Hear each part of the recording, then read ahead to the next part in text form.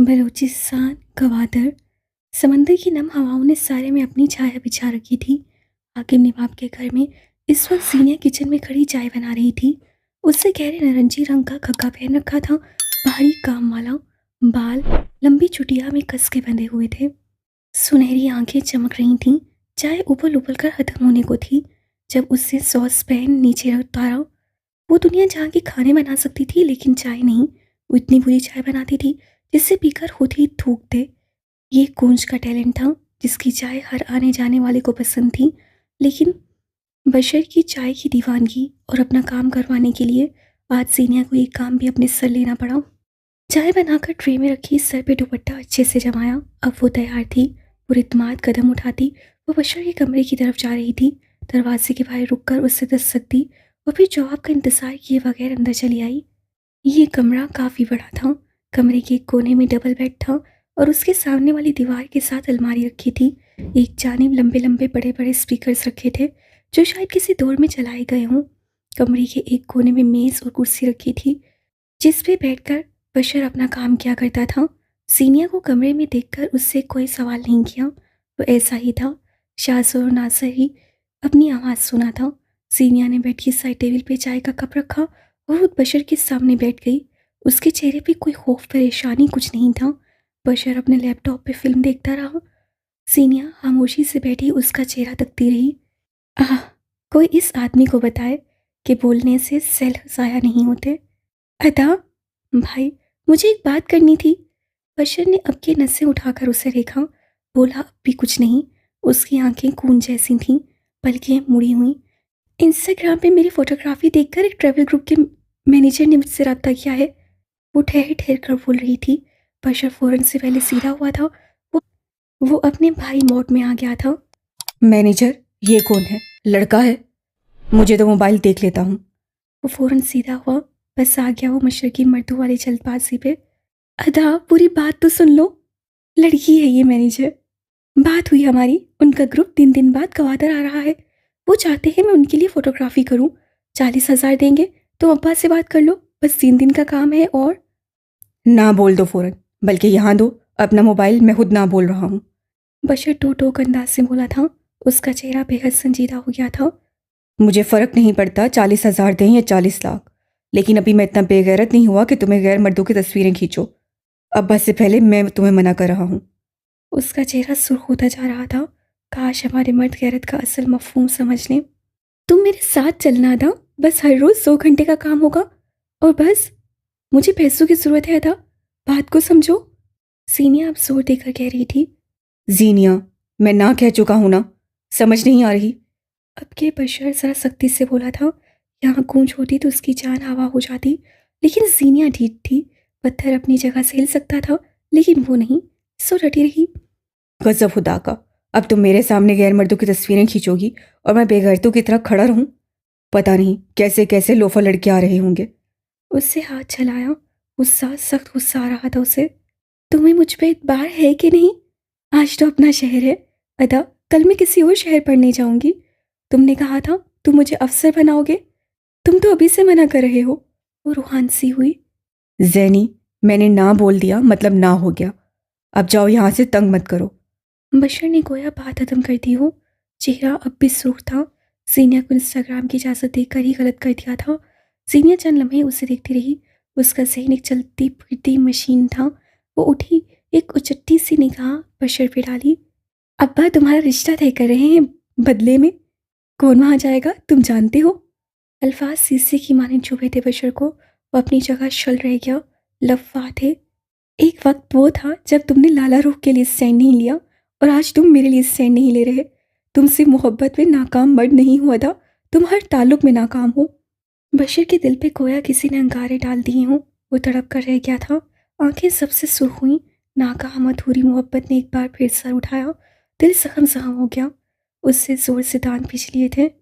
जब जाना हो बता देना, मैं साथ आऊँगा। चौखट पर सीनियाँ थम गई थी। लब तलखी से मुस्कुराए थे। ऐसे तो फिर ऐसे ही सही। उसके घर के मर्दों को उसके दिल की परवाह नहीं थी तो वो क्यों करे। उससे भी वहीं वार किया था जहाँ सबसे ज़्यादा चुभन हो, किसी की अधूरी मोहब्बत। अगले चंद लम्हात में वो चौखट पार कर गई थी उसके पीछे बशर ने खुद से एक बार फिर वही ऐद दोहराया था। 1000 बार मौका आएगा तो मैं 1000 बार उसके लिए स्टैंड नहीं लूँगा। अगर मैं उसके लिए खड़ा हो जाता तो वो ढह जाती। उससे आंखें बंद कर ली। शायद उसे ढेर सारा रोना था, शायद सब करना था। वो कहाँ कुछ बताता था। इस्लामाबाद। बेड के साथ जुड़कर बैठा गैस सही दामन था। वो अब तक शौक था, अब तक माजी में था। आग के भड़कते गोले, लाशें, खून, उसका खानदान सब आंखों के सामने घूम रहा था। घुटने सीने से लगाए बैठा वो अलग दुनिया में था। उसी लम्हे, ऐन उसी लम्हे मेहदी के जिस्म में जंबिश हुई थी। उसे गुस्लमंदी से करवट बदली थी। गैस अब भी अपने हवासों में नहीं था, वो हाल में नहीं था। माजी, वो जालिम माजी के गिरदाब में चक्कर काट रहा था। आग, खून, लाशों से भरा माजी। मेहदी ने हल्की सी आंखें खोली। उसे गैस को अपने सामने बैठे देखा। मुंदी मुंदी आंखें लिए वो सूरत हाल समझना चाह रहा था। गैस इस वक्त उसके कमरे में उसके बेड पर बैठा था। क्यों? उसका दिमाग अब भी पूरी तरह बेदार नहीं हुआ था। आग, खून, लाशों की माजी में कभी आग सबकत ले जाती, कभी लाशों की तादाद। वो बस आंखें फाड़े बैठा था। हर हरकत से आ रही बेजान बेसांस। अकल और मेमोरी हर इंसान के लिए नेमत नहीं होती, कुछ के लिए अजाब भी होती है।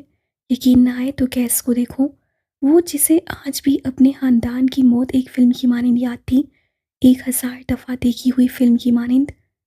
गैस, तुम ठीक हो? क्या हुआ है गैस? मेहंदी अब के उठ बैठा था। वो गैस का कंधा हिलाते हुए उससे सवाल कर रहा था। माजी सच दिखाता आईना छनाके से टूटा था। गैस से बेख्तियार चुरचुरी थी। उसे हाल में वापस लाया जा चुका था। उसके चेहरे पे ढेर सारी वहशत थी।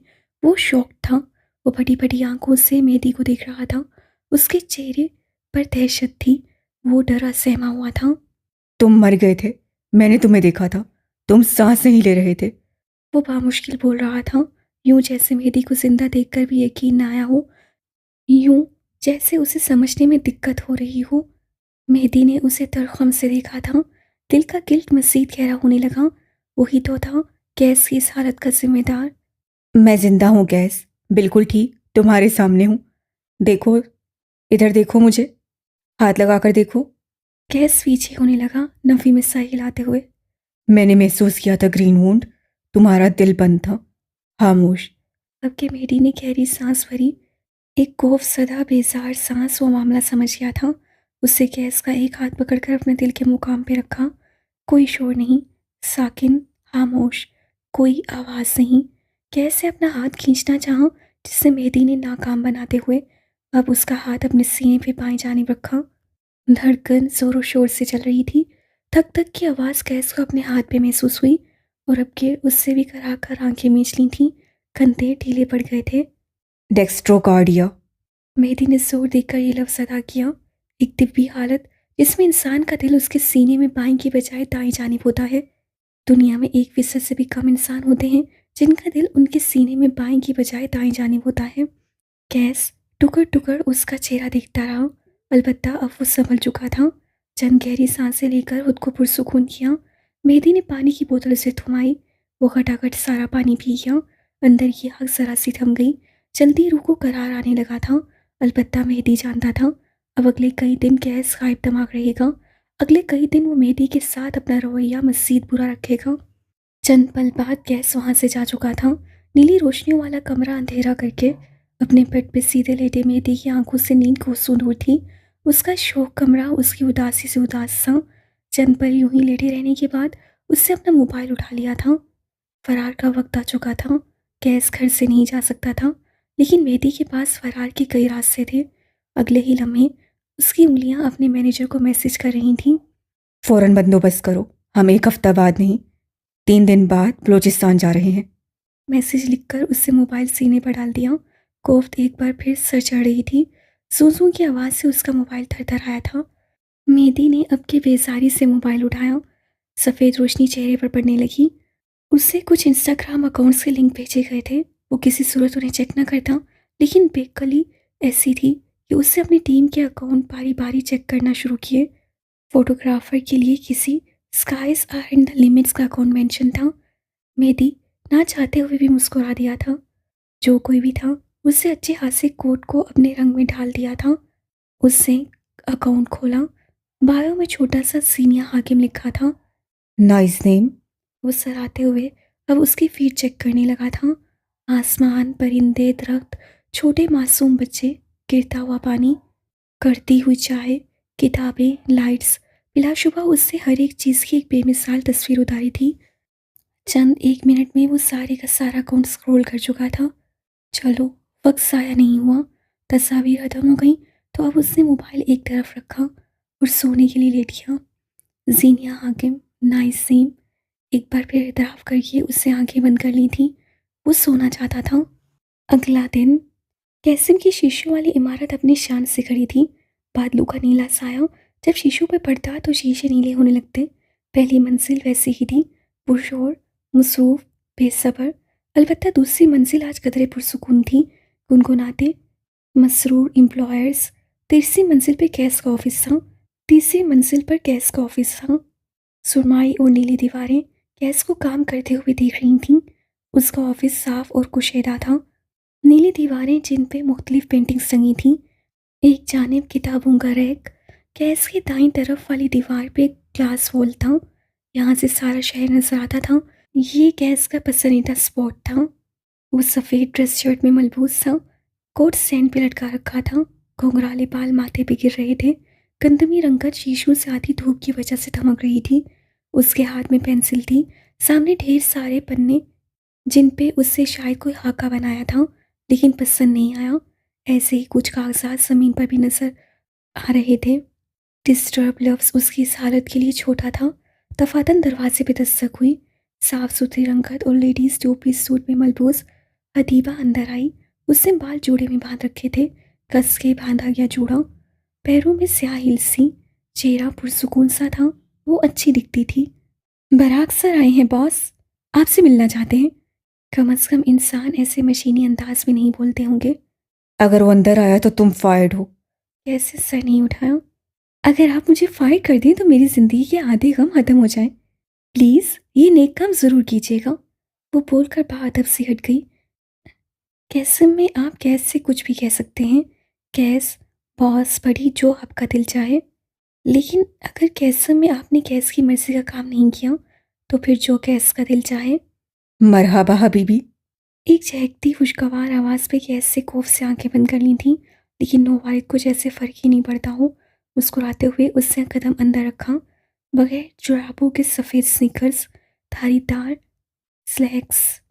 अब नज़र उठाकर देखो तो उससे सफ़ेद गोल गले वाली शर्ट के ऊपर धारीदार कोट पहन रखा था। वो मुनासिब कद काट का आदमी था। रंगत सांवली थी, गहरी सांवली, बाल से आज सीधे। उसकी आंखें अरबी थीं। वो आधा अरब था। उसकी माँ अरब थी और बाप पाकिस्तानी। तुमसे मिले सदियां बीत गई थी, सो मैंने सोचा मुलाकात का सद्दे पाप किया जाए। उसके लहजे में अरबी अंसर आया था। शायद उससे ज़िंदगी का ज़्यादा हिस्सा माँ के साथ गुजारा था। गैस से गहरी सांस सारी की। पेंसिल को टेबल पे रखा और आंखें बराक के चेहरे पे गाड़ी दी। रूसी कहावत है, मुलाकात की दो ही शर्तें होती हैं, खून मिलता हो या फिर ख्यालात। क्या पता हमारा खून मिलता हो। बराक जानबूझकर पुरसरार हुआ। गैस मुस्कुराकर मेज से आगे को हुआ। मेरे खानदान में तुम्हें पैदा करने जैसी गलती कोई नहीं कर सकता, यकीन है मुझे। बराक ने उसकी बात का बुरा नहीं मनाया। वो मेज़ के पार दूसरी कुर्सी पे आकर बैठा, चेहरा हथेली पे गिराया। अगर तुम मुझसे ऐसी दिल दुखाने वाली बातें करोगे तो मेरा दिल जख्मी हो जाएगा, और फिर मेरी 10 गर्लफ्रेंड्स मिलकर भी मेरी चाराजोई नहीं कर सकेंगी। वो आधा अरब था, आधा पाकिस्तानी था, लेकिन लड़कियों के मामले में पूरा अंग्रेज था। चंद दिन कबल तक तो तुम्हारी 11 गर्लफ्रेंड्स थीं। गैस कागज समेटते हुए बोला था। बराक ने कंधे झटके। एक से ब्रेकअप हो गया। उससे मेरे विसल ब्लोअर वाले हैशटैग को ज्वाइन नहीं किया, तभी उसी लम्हे मुझे इल्हाम हो गया, जो लड़की आपका हैशटैग आगे नहीं बढ़ा सकती वो आपके साथ कैसे आगे बढ़ेगी। ब्रेकअप की ये वजह हासी फालतू और बेकार है तुम्हारी तरह। गैस अब लैपटॉप को अपने सामने कर चुका था। साफ इशारा था कि वो मसरूफ़ है। ये फालतू और बेकार नहीं बल्कि डिजिटल और यूनिक वजह है, बिल्कुल मेरी तरह। सुबह सुबह कैसे मैं अपने मनहूस कदम रखने की वजह बताओ बराक हनीफ। कैसे नागावारी से टोका था। लैपटॉप की स्क्रीन पे चंद तस्वीर उभर रही थी। मेहदी की, यूनान की सियाहत की तस्वीर। जाने वो क्या ढूंढ रहा था। चंद दिन कबल तुमने मुझसे एक फेवर ली थी, यकीनन तुम्हारा जोड़ जोड़ मेरे एहसान में डूबा होगा। कंधे उस बोझ से थक रहे होंगे। सो अब मैं तुम्हारे कंधों से बोझ कम करने आया हूँ। कितना ख्याल है ना मुझे लोगों का। उसका बस नहीं चलता था कि अपनी तारीफ करते करते यहीं दम तोड़ दे। काम बोलो। कैस तस्वीर को देखते हुए बोल रहा था। मेहदी के आसपास बस उसके दोस्त से, उसकी टीम थी और चंद सियाह। कहीं भी कुछ भी काबिले गौर नहीं लग रहा था। तुम्हारी एम्प्लॉयर मारिया जफर, वो BQ प्रोजेक्ट में हमारे साथ काम करेगी। BQ प्रोजेक्ट कैस और बराक के दरमियान तय पाया था, जिसमें कैसिम और बेस कलेक्शन के डिज़ाइनर्स मिलकर काम करने वाले थे। ये इस साल ईद उल फितर का तोहफा था। कैस की उंगलियां लैपटॉप पर थम गई थीं। उससे चेहरा उठा के बराक को देखा, जो अपनी बड़ी बड़ी आंखों से उसे ही देख रहा था। मारिया तो तुम्हारी उस 11वीं गर्लफ्रेंड की कज़न है ना?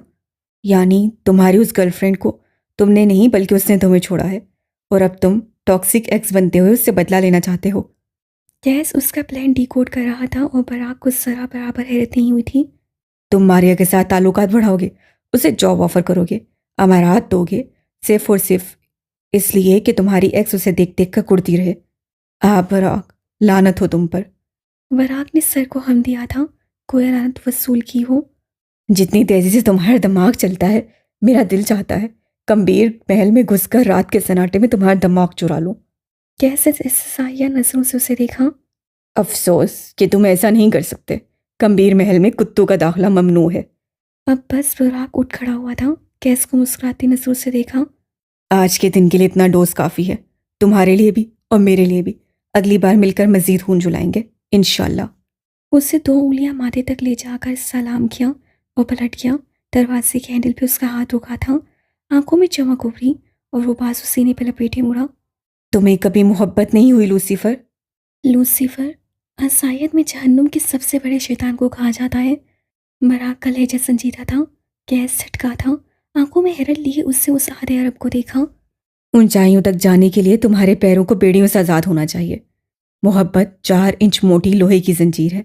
तुम्हें लगता है मैं खुद को कैद करवाऊंगा? बराक मुस्कुराया था, गर्दन झुकाकर। आसमान की बुलंदियों तक जाने के लिए एक जीना होता है, और उस जीने पे लगा दीमक मोहब्बत। तुम्हें लगता है मैं एक दीमक ज़दा सीढ़ी चढ़ूंगा? बराक की आंखों में इस पर अजीब सा तासुर था। वो कैस को बोलते हुए सुने गया। मर्द या तो कामयाब हो सकता है या फिर मोहब्बत कर सकता है। दोनों करेगा तो हाथ से कुछ ना कुछ फिसल जाएगा।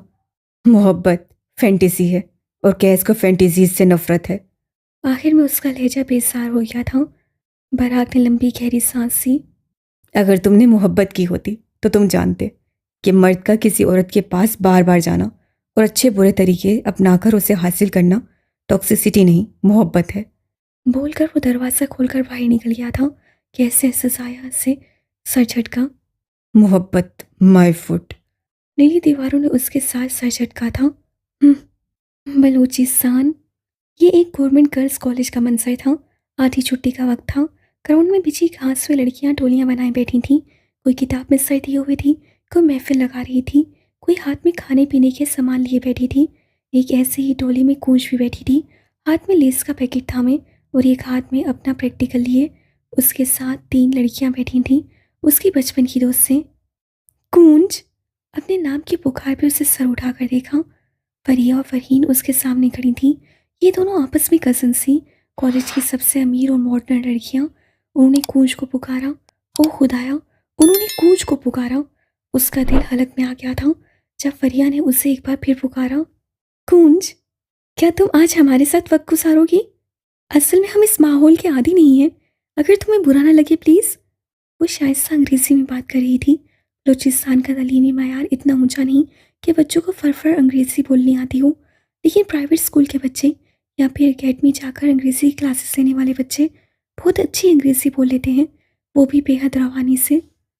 कूंज ने एक नज़र अपनी दोस्तों को देखा। उन्होंने किसी किस्म का रद्द अमल नहीं दिया। जाहिर है वो इतनी गिरी पड़ी नहीं थी कि उससे रोकती। अपनी दोस्तों के दरमियान से यूँ उठकर जाना उसे बुरा लगा था, लेकिन वो एक सादा ना नहीं कह सकती थी। वो कह ही नहीं सकती थी। कम अज़ कम ये कहने के लिए उसे नई जिंदगी चाहिए थी। धड़कते दिल को बामुश्किल संभालते वो अपने सामने खड़ी लड़कियों को देखने लगी। हाँ ठीक है, मैं तुम्हारे साथ चल सकती हूँ। वो भी अंग्रेजी में बोलती हुई उठी थी।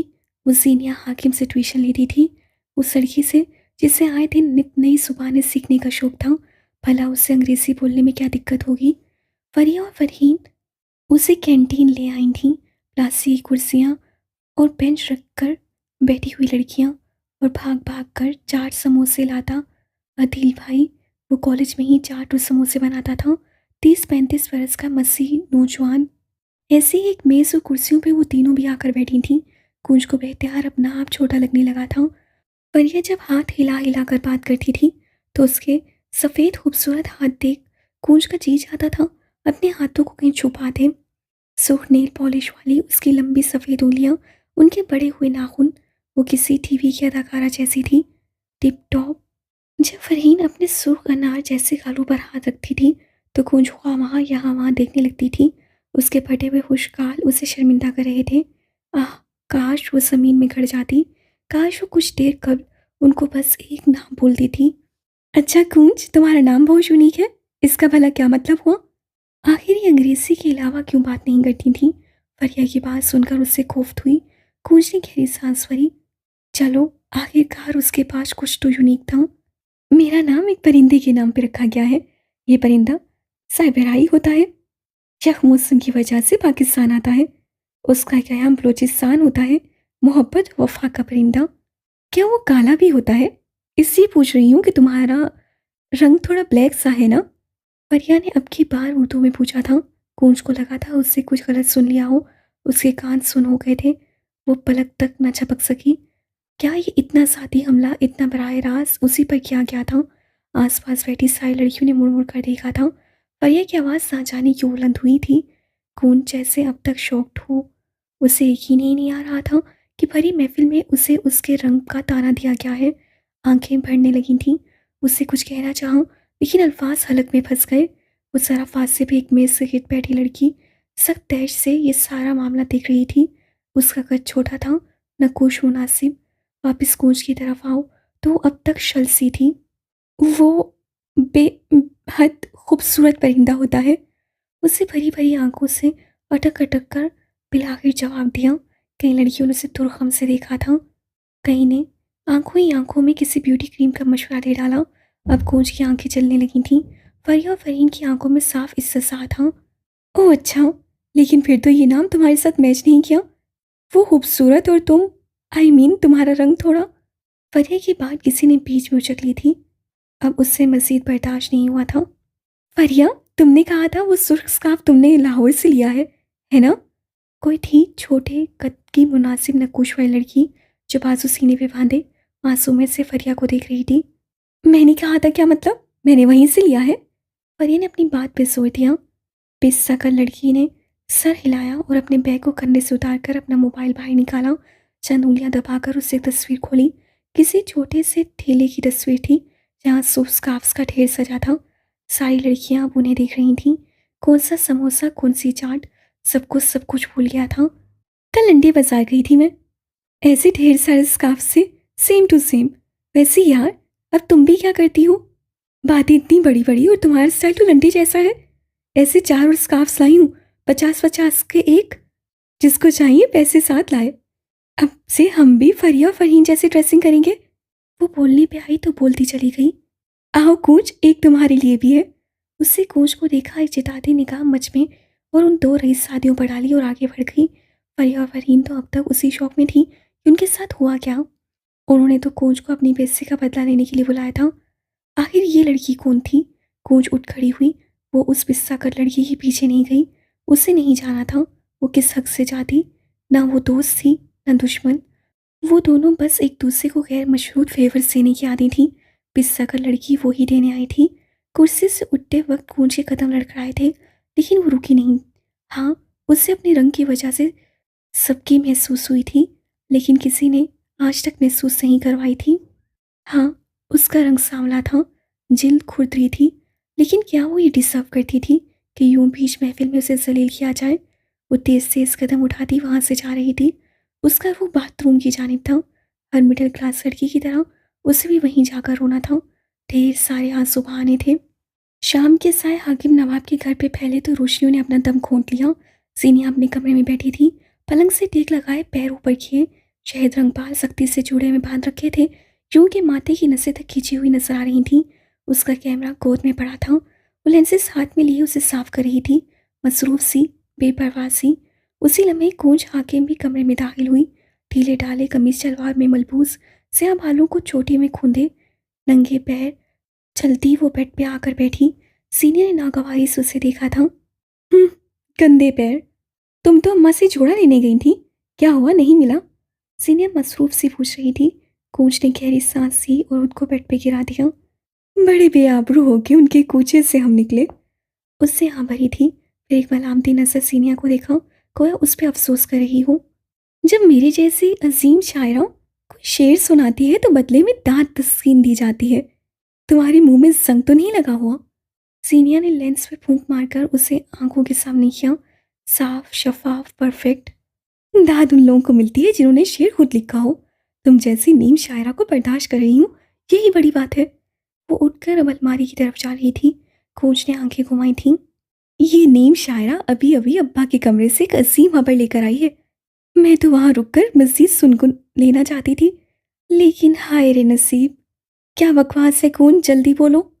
सीनिया बेजार हुई थी। यह अलग बात थी कि खबर का सुनकर पेट में मरोड़ उठे थे। अलमारी के पट खोलते वो मसरूफ थी। कासिदों की इज्जत किया करो सीनिया जालब, वरना। वो क्या कहा है किसी शायर ने? उससे हाथ उठाकर शेर पढ़ने का समा बांधा ही था कि सीनिया की खोटी नजरों पे दोनों हाथ सरेंडर करते के अंदाज में उठाए। गो के मेरे अंदर की शायरा को तुम्हारी ये बदइखलाकी पसंद नहीं आई, लेकिन फिर भी बता देती हूँ। अब्दुल्ला का पैगाम आया था। एक लम्हे के लिए सीनिया सांस नहीं ले सकी। दिल इतनी जोर से धड़का था कि कानों तक आवाज आई थी। उसके हरकत करते हाथ साकित हो गए, आंखें बथरा गईं। क्या ढूंढ रही थी, क्या मिला था, कुछ याद नहीं रहा। सारा वजूद कान बन गया, रुआ रुआ सुनने को बेताब हुआ। वो कहता है वो नहीं आएगा। सीनिया के दिल को धक्का सा लगा था। गूंज कही गई। वो कहता है इंतजार में बैठी रहे, फिर चाहे बाल सफ़ेद हो जाए और दांत झड़ कर गिरे। सिंधी और बलोच कौम में जब किसी वजह से कोई मर्द अपनी मंग से शादी ना करता हो तो उसका रिश्ता कहीं और नहीं किया जाता। उसका मंगेतर उसके बारे में इसी तरह के अल्फाज कहता है। उससे कहा है अगर तुम्हारे बारे में किसी और का सोचा भी तो वो छोड़ेगा नहीं, चाहे तुम उसके नाम पे मर जाओ लेकिन बैठी रहो। सीनिया के पैर थक रहे थे। शिद्दत से दिल चाहा था एक पल को बैठ जाए, गिर जाए। अब्दुल्ला उसकी तवानाई सल्ब कर रहा था। अब्दुल्ला नहीं आएगा सैनी। अब ये गूंज का लहजा मुख्तलिफ था। उसके लहजे में यासियत थी। सीनिया चुप रही, खामोश। एक आंसू भी उसकी आंख से नहीं गिरा। सारे दिल पे जो गिरे थे। अब्बा ने उसके बड़ों से बात की है। सैनी, अब्बा बहुत मिन्नत कर रहे थे, मुझे अब्बा के लिए दुख हुआ। अपनी रो में कही जा रही थी, जबकि अब्बा के नाम पे सीनिया को लगा था जैसे किसी ने उसके जिस्म में पर्ची को सेड़ दी हो। बस कोई उसके अब्बा को कुछ ना कहे। अब्दुल्ला ने क्या कहा? उसकी आवाज़ में कोई लर्जिश नहीं थी। वो अब भी कमर सीधी किए खड़ी थी, गर्दन सीधी तान रखी थी।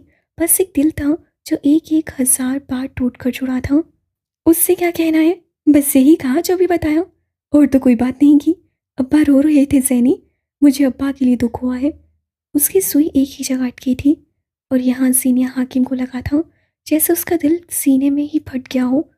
अब्बा रोए थे, उसके अब्बा रोए थे। तुम अब खुद को तैयार कर लो सैनी, अब्बा तुम्हारा रिश्ता वलाद से कर देंगे। अब्दुल्ला अब नहीं आएगा, उसका इंतजार बेकार है। सीनिया चंद लम्हे सुर्ख होती आंखों से उसे देखती रही। जी में तो आया था कि अपनी ही बहन का मुंह नोच ले, लेकिन वो बस चबा चबा कर चंद लफ्ज़ ही कह सकी थी। उसकी आवाज़ में गुर्राहट थी, काट थी। अब्दुल्ला आएगा और ज़रूर आएगा। इस्लामाबाद। मैं जाऊंगा और ज़रूर जाऊंगा। मेहदी की आवाज़ पे गंभीर महल के डाइनिंग हॉल में खामोशी छा गई थी। सरबराही कुर्सी पे बैठा गैस और उसकी दाईं तरफ बैठे उसके दोनों चचा खामोश हो बैठे थे। शाहाना तर्ज के डाइनिंग हॉल में दो ही रंग इस्तेमाल हुए थे, सफ़ेद सुनहरी। रंगों का ये इम्तिजाज एक शाही तासुर देता था। कुर्सियाँ सफ़ेद थीं तो उन पे हुआ काम सुनहरी बर्तन सफ़ेद थे तो उन पे बने नक्श निगार सुनहरी। छत से लटकता झूमर कोरा सफ़ेद था और उससे लटकते क्रिस्टल बॉल सुनहरी, जिन पे सफ़ेद रोशनी भी पड़ती तो अपना रंग नहीं बदलते थे। और इस वक्त उनका सुनहरी रंग मेहदी के चेहरे पे पड़ रहा था। आखिर गवादर ही क्यों, रखा ही क्या है वहाँ? ऐसे भी कोई सियाहती मुकाम नहीं है वहाँ। बख्तियार के लहजे में नापसंदीदगी थी। अनीसा खामोशी से अपनी प्लेट में चम्मच चला रही थी। बात सियाहती मुकामात की नहीं है, बस शौक है मेरा। मैं वहाँ का समंदर देखना चाहता हूँ। या फिर तुम इंतकाम लेने जा रहे हो? गैस की ठंडी आवाज़ से मेहदी का दिल सुन हो गया था। वो क्यों था आखिर इतना सहीन? मैं इंतकाम पे यकीन नहीं रखता। माफ़ करके आगे बढ़ जाता हूँ। उससे बात समेटनी चाहिए, अलबत्ता चेहरे पे साया सा लहराया था। प्लेट में चलता कांटा चम्मच तेजी से चलने लगा। इससे बड़ा इंतकाम और क्या हो सकता है? सारी जिंदगी अगला इंसान गिल्ट में रहे कि उसने एक ऐसे शख्स का दिल दुखाया जो उसे कॉन्फ्रंट भी नहीं करना चाहता। तुम कितने हॉरिबल हो मेहदी। गैस तासुब से बोला था। मेहदी ने सर झटका। मैं लोगों से लड़ झगड़ कर वक्त और ताल्लुक की इज्जत बर्बाद नहीं करता। किसी वक्त में हम साथ थे, दोस्त थे, और अब क्या करूं अगले इंसान को जलील। वो प्लेट में जल्दी जल्दी चम्मच चला रहा था। उसे यहाँ से जाना था, फौरन जाना था। वो दोनों बोल रहे थे। वो घर के बड़े बस मुंह सिए उन्हें देख रहे थे। कौन कुछ कहे, और अगर कहे भी तो कौन कुछ सुन ले। जलील करो, क्योंकि वो इस लायक है। जो कुछ उसने तुम्हारे साथ किया वो गलत था, और तुम उसके साथ वैसा ही करो। लेकिन तुम ऐसा नहीं करते। गैस सफाकी से कह रहा था। तुम अगर सामने वाले को कन्फ्रंट करोगे तो जानते हो हिसाब बराबर हो जाएगा। तुम गिल्टी हो और चाहते हो कि लोग भी तुम्हारे सामने गिल्टी रहें। कातिल। आखिरी लफ्ज से हकारत थी। मेहदी की आंखें सुर्ख होने लगी थी। वो सब किए बैठा रहा। कैसे नैपकिन से अपने हाथ साफ किए और उठ खड़ा हुआ। तुम्हारी वजह से आज एक बार फिर मेरा खाना हराम हुआ। मुबारक हो। तंज इस्तज़ा हकारत। जब गैस मेहदी से बात करता था, ये लफ्ज़ों में खुद ही खुल जाते थे। वो पलट गया तो अनीसा ने भी अपना चम्मच प्लेट में बैठा। आंखों में तनफ्फुर था। उसने अपने बाप को एक नज़र देखा। ये है आपका अजीम महल, जहाँ आने से मेरे अंदर थकन उतर जाती है। थैंक यू सो मच अब्बा, मेरी एक और रात हराम करने के लिए। बेजार उखड़ा ले जा। मकसूद अपनी व्हीलचेयर का बटन दबाते हुए चले गए थे। अब पीछे बस 100 लोग रह गए थे, बख्तियार और मेहदी। क्यों मेहदी, तुम आखिर क्यों ऐसा करते हो? तुम्हें क्या इस पर तरस नहीं आता? अब क्या बचा है जो उससे छीन लोगे? मेहदी ने जख्मी नसों से उन्हें देखा था। वो कहना चाहता था कि बचा तो उसके पास भी कुछ नहीं। गैस के पास आप हैं, मेरे पास तो आप भी नहीं। लेकिन कहना इतना आसान कहाँ होता है। अगली बार ऐसा कुछ नहीं होगा। उससे बामुश्किल कहा। उससे आदत थी हर इल्ज़ाम अपने सर ले लेने की। उसी लम्हे उसका फ़ोन बजा था। गैर शनासा नंबर। खैर ये उसके लिए कोई नई बात नहीं थी। वो कॉल अटेंड करते हुए उठ गया था। सफ़ेद सुनहरी डाइनिंग हॉल अपनी नाकदरी पे मातम कना था। बलोचिस्तान गवादर। सीनिया अपने कमरे से नंगे पैर बाहर आई थी। उसके चेहरे पे वहशत सी थी। आंखें सुर्ख पड़ रही थीं। गर्दन की नसें तक बाहर गोबर रही थीं। दिल गोया सीने में ही सखम सखम हुआ था। बरामदे में ही वाकया अब्बा के कमरे से चंद आवाज़ें बुलंद हो रही थीं। वो दबी दबी आवाज़ में गुर्रा रहे थे। सीनिया बगैर देखे भी जानती थी उसकी अम्मा खौफ और अदब से मुँह सिए खड़ी होंगी। अब्बा की बुलंद आवाज़ सीनिया को बाहर तक आ रही थी। 23 साल की हो गई है जीनिया। अब तक घर बिठा रखा है मैंने, सिर्फ इस आसरे में कि एक दिन वो आएगा और अपनी मंग से शादी जरूर करेगा। अब क्या करूं? हाँ बताओ मुझे, क्या कोई तरीका बचा है? क्या है कोई आसरा? उनका लहजा बेहद सख्त था। क्या पता वो आ जाए, थोड़ा इंतज़ार कर लेते हैं। अम्मा की हल्की आवाज़ आई थी। जहन्नुम में क्या इंतजार। वो पूरी कुव्वत से धाड़े थे। दरवाजे पर खड़ी सीनिया भी सहम गई थी। अब मेरी बेटी की शादी वहीं होगी जहां मैं चाहूंगा। बलात से होगी उसकी शादी। अल्फाज शहर की तरह सीनिया के सारे जिस्म में उतर रहे थे। वो सब्ज पड़ रही थी। सांस कतरा कतरा बाहर निकल रही थी। कौन कहता है सांसों की डोर का टूट जाना ही मौत होती है। सीनिया हाकिम का सफ़ेद पर्दा चेहरा निरी मौत था। अब्दुल्ला उसे मौसूए गुफ्तगू बना रहा था। अगले महीने आएगी मेरी बहन और निकाह पढ़वा कर जाएगी। उसके अगले दिन हम जाएंगे और बशर का निकाह होगा। अब बस, मेरी औलाद हैं वो दोनों, बाप हूं मैं। सारे फैसले मेरे होंगे। जाकर बता दो अपनी उस बेटी और आशिकी के गम में डूबे बेटे को। बशर नहीं मानेगा। आप एक बार। नहीं मानेगा तो मनाओ। 28 साला बेटे को लड़की के जोग में बैठे नहीं रहने दूंगा मैं। उनका लहजा अब भी सख्त था, हतमी था। और अब्दुल्ला, उसका क्या? बरादरी का क्या? जीनिया मंग है किसी की, आप ऐसे कैसे उसकी शादी करेंगे? साफ जाहिर था कि अम्मा अब्दुल्ला के हक में है। बाहर खड़ी जीनिया पल पल मर रही थी। काश अब्दुल्ला यूं उसको मौसूए गुफ्तगू ना बनाता। काश वो वापस आ जाता। सबको देख लूंगा मैं। अब्दुल्ला को बताएगा कौन? और वैसे भी अब्दुल्ला नहीं आएगा। अब्दुल्ला आएगा? दरवाजे के बाहर खड़ी सीनिया हाकिम सिर लपड़बड़ाई थी। अब वो उल्टे कदम यहाँ से हट रही थी। उसका रुख बैठक की जानिब था। चंद पल बाद वो जमीन निशिस्तों से सजी बैठक में खड़ी थी। नंगे पैर, भरना सर, शहद रंग बाल, पुष्प भी बिखरे हुए थे। सफ़ेद चेहरा अजीब तासुरात लिए। सारी बैठक अंधेरे में डूबी थी। सीनिया के चेहरे पे खिड़की से आती चांद की रोशनी पड़ रही थी। ये कमरे में वाहिद रोशनी थी। छोटी सी मेज़ पे टेलीफोन रखा था। ये पहली बार था जब वो उस टेलीफोन के करीब आई थी। ये अब्बा की मलकियत थी। यहाँ बस अब्दुल्ला की तरफ से पैगाम आया करता था। यहाँ अब्बा के भाइयों के पैगाम आया करते थे। ये कोना घर का हिस्सा था, लेकिन आज तक हिद्दाए गैर था। आज तक वो ऊंचे कद वाली लड़की यहाँ आने की जरूरत नहीं कर सकी थी। उसके कदम आज तक इस तरफ नहीं उठे थे, या फिर शायद आज तक वो खुद को इतना गिरा ना सकी थी। गहरी गंभीर खामोशी, चांद की जरा सी रोशनी और गहरा अंधेरा, उन सब के दरमियान उससे आहिस्तगी से हाथ बढ़ाकर क्रेडल पर बड़ा फ़ोन उठाया था। रील घुमाई, दिल धड़का था, हाथ लरसे थे। उम्मीदों का दिया नए सिरे से फड़फड़ाया था। घंटी जा रही थी। इस पहर, इस समय सीनिया हाकिम के लिए सारी दुनिया सुन हो गई थी। कॉल मिल गई थी। एक भारी मुर्दाना आवाज़ उसके कानों से टकराई। सीनिया ने बेख्तियार अपने दिल के मुकाम पे हाथ रखा था। उससे कई साल इस आवाज़ को सुनने के लिए अपनी समातें बेकरार रखी थीं। वो फ़ोन कान से लगाए खड़ी थी। दूसरी तरफ कोई मर्द था जो उससे बलूची ज़बान में सवाल कर रहा था। जीनिया की ज़ुबान से कोई लफ्ज़ अदा नहीं हो सका। वो कई लम्हे साकिन खड़ी रही। अल्फाज इस वक्त कोई हैसियत नहीं रखते थे। उसे समझ नहीं आया इस पहर, इस लम्हे कौन सा मुतबर लफ्ज़ कहे। ये गुफ्तगू एक अरसे से टाली गई थी। ना जाने मज़ीद कितना अरसा टाली जाए। ये गुफ्तगू रूह को चाशनी बख्शेगी या हलक में जहर उंडेलेगी। काफ़ी देर बाद बड़ी दिक्कत और मुश्किल से चंद अल्फाज उसकी ज़ुबान से पिसते थे। अब्दुल्ला। ये महज नाम नहीं था, ये एक पुकार थी जिसमें सदियों की प्यास थी। अब्दुल्ला। उससे आंखें बंद करके एक बार फिर पुकारा। कई लम्हे, कई सातें, और बस उस समय को महसूस की गई। वो इस एहसास को जज्ब करना चाहती थी कि सीनिया हाकिम अब्दुल्ला से मुखातिब है। कई सालों से तुम्हारा इंतज़ार किया है। उसकी आवाज़ में लर्जिश थी। दूसरी जानिब मर्द ने कुछ कहना चाहा। श्श, कुछ मत बोलो, आज बस सुनो अब्दुल्ला, वो भारी होते गले के साथ कह रही थी। ये गुफ्तगू उसकी रूह को थका रही थी। उसके कदम लरस रहे थे। जब से होश संभाला, तुम्हारा नाम अपने नाम के साथ सुना। इतनी आदत हो गई कि अब छूट नहीं रही। उसके लहजे में रवानी आ रही थी। चांद की रोशनी में उसकी सुनहरी आंखें चमक रही थीं।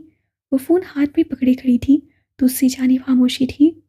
मेरा कद खानदान की सारी लड़कियों से ऊंचा है, लेकिन अम्मा कहती हैं जब अब्दुल्ला मेरा साथ ठहरेगा तो वो ज़्यादा ऊंचा लगेगा।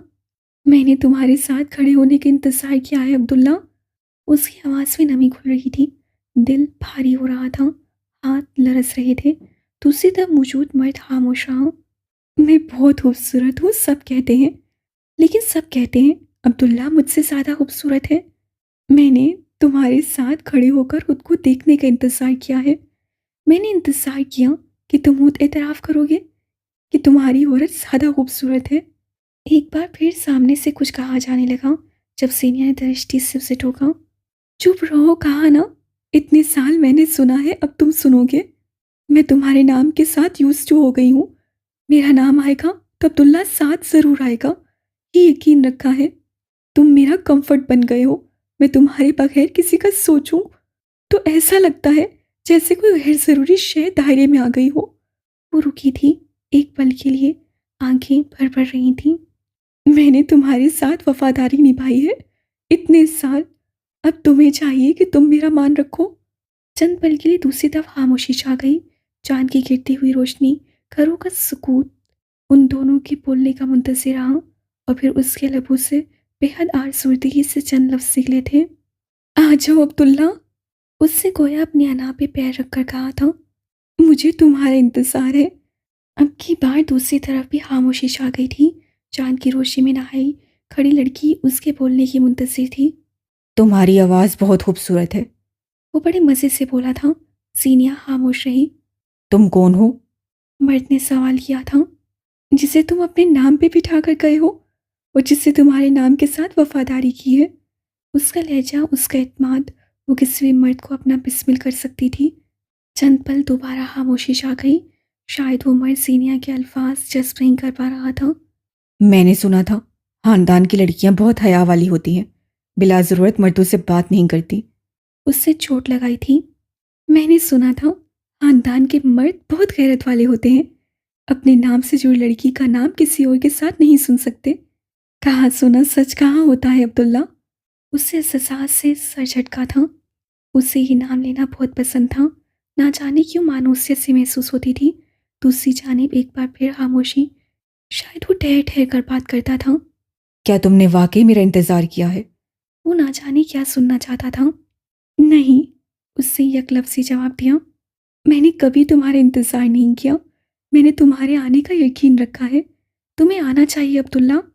आखिर में वो जाने क्या जता रही थी। चाँद की रोशनी ठहर ठहर कर उसे देख रही थी। वो खामोश होती तो अंधेरे को बेयकीनी होने लगती। मैं क्यों आऊँ? क्या तुम्हें मुझसे मोहब्बत है? मुझे तुमसे ज़िद है, वो तुर्की बा तुर्की बोली। अगर तुम कहती तुम्हें मुझसे मोहब्बत है तो शायद मुझे ज़्यादा मज़ा आता। वो जैसे मायूस हुआ था।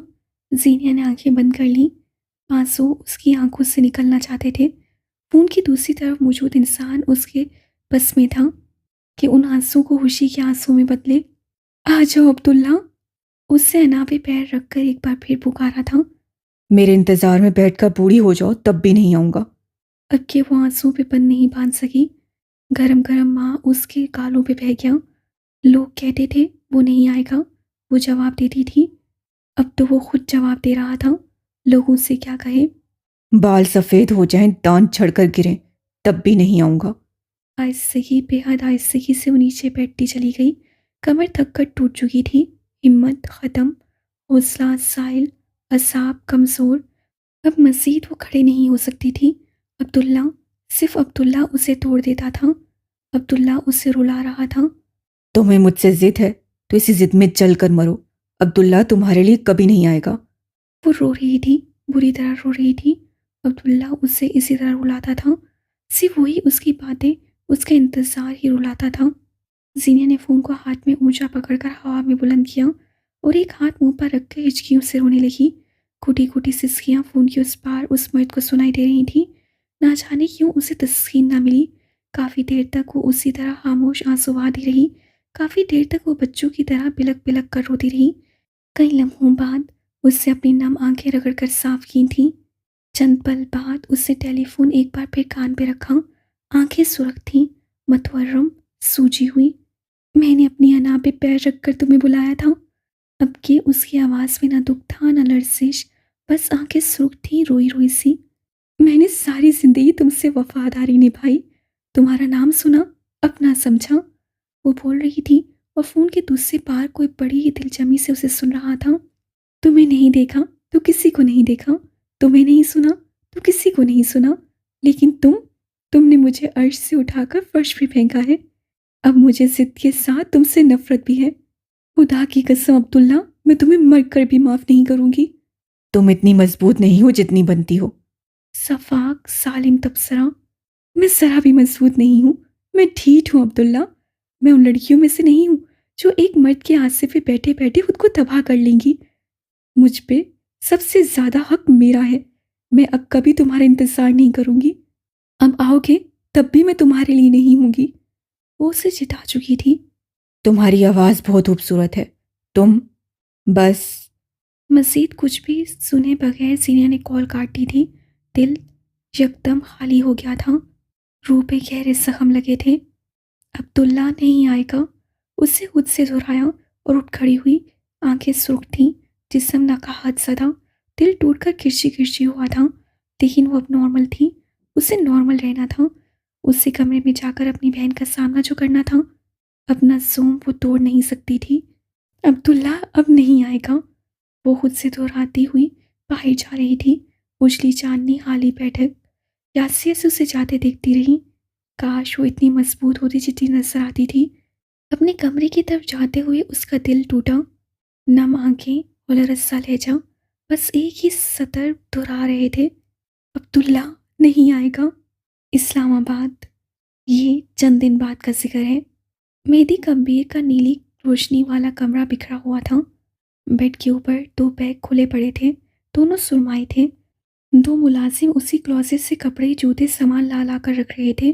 वो बेड पे बैठा था और दूसरी चीज़ को सुर्ख झंडी दिखाता हुआ। उसे कोई चीज़ अपने मतलब की लग ही नहीं रही थी। ओवर साइज स्याह गोल गले वाली शर्ट के नीचे पूरा स्लैक्स पहन रखा था। बाल बेतरतीब थे।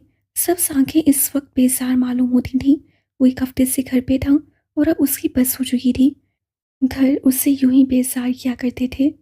दफातन दरवाजे पे दस्तक हुई, हल्की बावाकार दस्तक। मेहदी के मोबाइल पे टाइपिंग करते हाथ एक पल को रुक गए थे। उससे चेहरा उठाकर देखा, वो सामने से आ रहा था। सुरमाई डिनर सूट, स्याह चमकदार बूट, अच्छे से जमे हुए बाल। उसकी गंदमी रंगत कमरे की मदम रोशनियों में हल्की सांवली लग रही थी। वो कदम कदम चलता हुआ आया और मेहदी को एक भरपूर नज़र देखा तो उसी नज़र हाथ में सामान पकड़े मुलाजमीन को देखा। वो उसका इशारा समझते हुए बाहर निकल गए थे।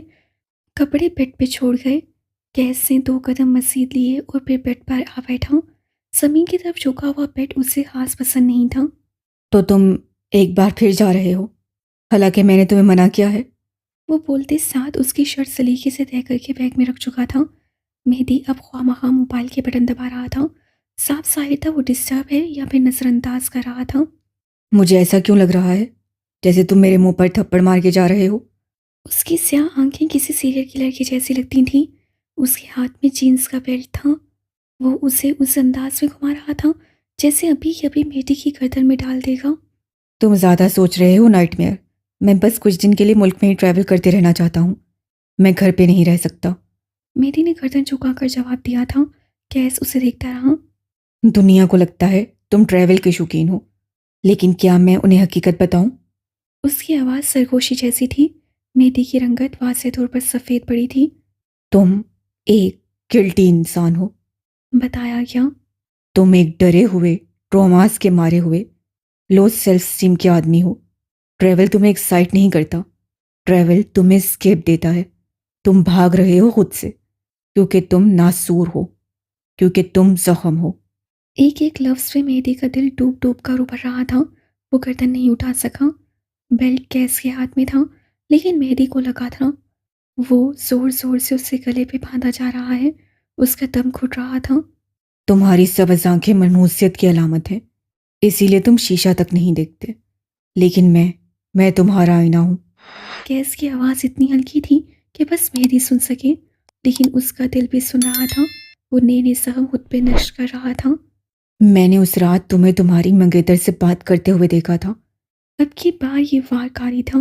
मेहदी ने एक झटके से गर्दन उठाई थी। शस्त्र ही तो रह गया था वो। गर्दन का फंदा इतनी जोर से कसा गया था कि मेहदी को अपनी गर्दन टूटी महसूस हुई थी।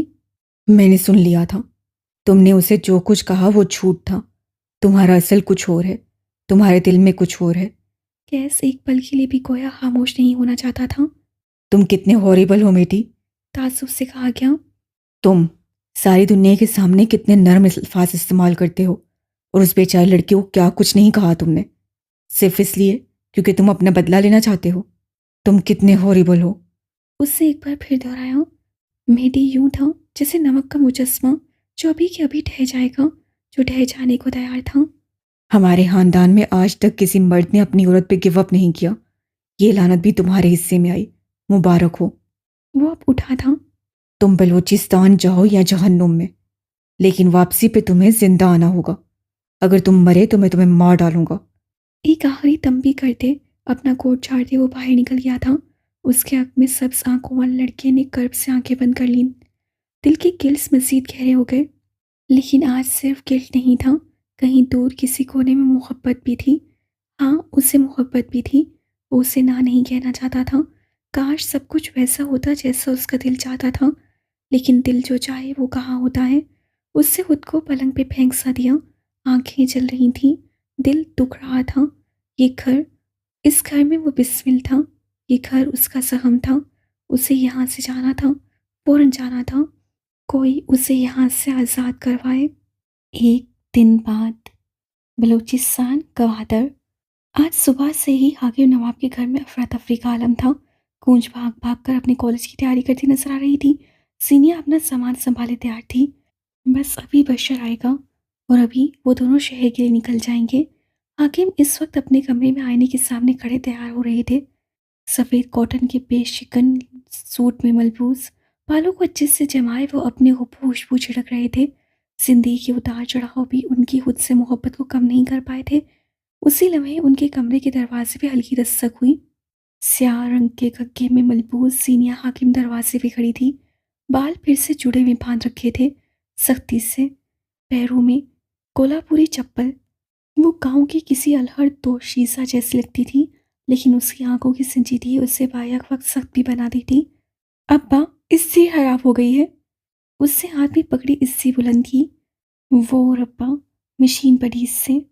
घर की जो मशीन खराब होती वो दोनों मिलकर जोड़ लेते थे। मशीनें, सीनिया को मशीनों से इश्क था। जो मशीन मिली खोल ली, जुड़ी तो जुड़ गई, ना जुड़ी तो फिर दुनिया भर का कोई मिस्त्री उसे छोड़ नहीं सकता था। तुम लोगों को ये वक्त मिलता है इस्त्री का? अब मैं दुकान जाऊं या बैठ के इस्त्रियां ठीक करूं? वो बिगड़ कर बोले थे। सीनिया खामोश खड़ी रही। अब्बा ने एक बेजार निगाह उस पे डाली और फिर पलंग पे आकर बैठे। जाओ सामान ले आओ। तुम लोगों को मेरा सुकून बर्दाश्त कहाँ है? अब इनकी इस्त्री ठीक करूं मैं। हाथ से घड़ी उतारते वो बड़बड़ाए थे। सीनिया अपने कमरे में गई और कुछ ही देर में सारे औजार लेकर पलट आई थी। अब्बा के सामने सामान रखकर वो जाने लगी थी। अब तुम कहाँ चली? काम कौन करेगा मेरे साथ? जीना ने सादगी से उन्हें देखा। मैं तो फूफो के घर जा रही थी, बशर के साथ। आप कहते हैं तो नहीं जाती। अब्बा के ऊपर गोया ठंडी बर्फ पड़ गई थी। दिल में जैसी ठंडी फुहार पड़ी हो। असल में अब्बा, फुप्पो ने कहा था कि आज दोपहर तक उनके घर रहे हम। दादा लोग उसी तरफ आ रहे हैं, आप कहें तो। अरे नहीं, जाओ जाओ तुम दोनों। वो यकदम खुशी से बोले थे। तुम्हारे दादा वहां हैं, जरूर जाओ। या अल्लाह, शुक्र है मेरे बच्चों को अकल आई। अब्बा से अच्छे से मिलना, अपने सारे चचाओं से भी। और जी अब्बा, उससे अदब से कहा। अगर कूच होती तो साफ कहती, ना आपके अब्बा को पहचानती हूँ ना भाइयों को, और ना उनसे रिश्तेदारी काटने का शौक है। वो कूंच थी, अब्बा का दिल दुखाकर अपना दिल भी दुखा देती थी। ये जीनिया थी, उसके दिल पे चाहे क्या मत टूटे, बस अब्बा ठीक रहे। चंद मसीह हिदायत के बाद वो बाहर निकल आई थी। दरवाजे पे खड़ा बशर उसका इंतजार कर रहा था। उसे देखते हुए वो छोटी गाड़ी में आ बैठा। जीनिया ने अब लंबी चौड़ी चादर पहन रखी थी। कंधे पे बैग था जिसमें उसका सामान था। वो गाड़ी की पिछली सीट पे आ बैठी। गाड़ी थोड़ी दूर गई थी जब बशर ने उसे मुहातिब कर लिया। अगर अब्बा दुकान चले गए और उन्हें पता लग गया कि मैं दुकान पे नहीं हूं, तो जानती हो क्या होगा? आम लहजे में सवाल किया गया। अब जब तक स्त्री ठीक नहीं होती अब्बा अपनी जगह से हिलेंगे भी नहीं। 2-3 घंटे तो कहीं नहीं गए। उसके बाद अब्बा का पसंदीदा खाना मक्स बन रहा है। चंद घंटे अब्बा को भूल जाओ। और अगर अब्बा ने मशीन बना ली तो फिर क्या होगा? सीनिया मुस्कुराई थी। उसकी सुनहरी आंखें चमक रही थीं। चेहरा तमतमा रहा था।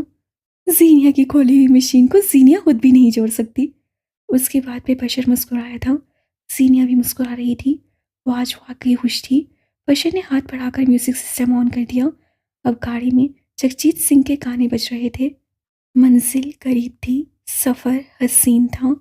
समंदर, गवादर का समंदर एक इंतहाई हसीन नज़ारा है। जिस जगह इस वक्त मेहदी गंभीर का ग्रुप खड़ा था, ये जगह ढलान से उतरने के बाद नजर आती है। अब में इस पहाड़ और सामने समंदर का ठाटे मारता पानी। जिंदगी से और क्या चाहिए किसी को। कुल मिला के 7 लोग थे। 3 लड़कियां, 4 लड़के। मेहदी उन सबको लीड कर रहा था। जरा से फासले पे उन्होंने आग जला रखी थी जिसके ऊपर छोटी सी चैनक रखी थी। चाय उबल उबल रही थी। मेहदी हाथ में मोबाइल ऊंचा किए इंस्टाग्राम पे लाइव था। उसकी फॉलोइंग देखना चाहती थी कि आज वो कहाँ दुनिया के किस कोने में है। सीनिया बशर के साथ कुछ फासले पे खड़ी थी। बशर हर मशरकी भाई की तरह शॉर्ट्स में खड़े ग्रुप के लड़कों को देखकर दिल ही दिल में कुलस रहा था। काश उसे जज्बाती होकर हामी न भरी होती। वो ढेर सारा पछताया था। इस वक्त वो ग्रुप के मैनेजर को सीनिया से बात करता देख रहा था। ना महसूस अंदाज में वो सीनिया के कंधे से कंधा मिलाकर खड़ा हो गया। आंखें मैनेजर के ऊपर गाड़ सी थी। सीनिया ने नोट किया था मगर खामोश रही। चंद हिदायत के बाद मैनेजर पलट गया था। सीनिया ने अब गर्दन मोड़कर बशर को देखा। चेहरा दूसरी तरफ कर लो अदा, वरना आज शाम तक अपना सारा खून जुला बैठोगे। बेहद मुखलिसाना मशवरा था। आइंदा मैं मरकर भी जज्बाती नहीं हूँगा। उससे दांत पीसे थे। सीनिया मुस्कुराते हुए आगे बढ़ गई। बशर अपनी जगह खड़ा रहा। अलबत्ता उसकी नजरें अफताब का जायजा ले रही थीं, एक एक लड़के का स्कैन कर रही थीं। उसकी बहन यहाँ थी, वो तो बहते पानी पे भी शक करेगा। हे, क्या तुम मेरी एक तस्वीर ले सकती हो? शाइस्ता अंग्रेजी में उससे मुखातिब करने वाली एक खूबसूरत लड़की थी, जो कैतली में चमन चला रही थी, सर पे रवायती माथा पट्टी और रिवायती लिबास में। जीनिया उसके करीब चली आई, कंधे से बैग उतारा और कैमरा निकाल लिया। सारी चीज़ें फिक्स करने के बाद वो नीचे घुटनों के बल बैठी थी। लड़की मुस्कुराते हुए चाय को ऊपर नीचे कर रही थी और उसी लम्हे महारत से जीनिया ने उस लम्हे को अपने कैमरे की आंख में कैद किया था। चंद एक मज़ीद तस्वीर के बाद वो आगे जाने लगी, जब सब आंखों वाले लड़की ने उसे पुकारा था। हेलो जीनिया हाकिम। हशाश बशाश खूबसूरत लहजा। जीनिया थम गई। क्या मेरी कोई तस्वीर नहीं लेंगी? यकीन करें, मैं कैमरे में बहुत हैंडसम लगता हूँ। वो मुस्कुरा रहा था। समंदर ठाटे मार रहा था। पहाड़ अपनी जगह खड़े महवियत से ही मंजर देख रहे थे। उबलती चाय की खुशबू नत्तू से टकरा रही थी और उसी पल सीनियाँ पलटी थी। मेहदी हनूस मुस्कुरा रहा था। पिछली बात के लिए माजरत। अब हम कई दिनों तक साथ काम करेंगे, इसलिए एक मर्तबा फिर हेलो जीनिया हाकिम। उसने एक हाथ कमर पे बांधकर एक बाजू सामने फैला लिया। सीनिया ने हल्के से सर को हम दिया और बस उसे देख कर रह गई। उसी लम्हे मेहदी का मोबाइल बजने लगा था। उससे कॉल उठाने से पहले एक नज़र उसे दोबारा देखा था। तारुफ कर्ज रहा। वो मोबाइल कान से लगाते हुए पलट गया था। सीनिया ने सर झटका और आगे बढ़ गई। जाते जाते उससे एक लफ्ज़ जरूर दिया था, वियर्डो।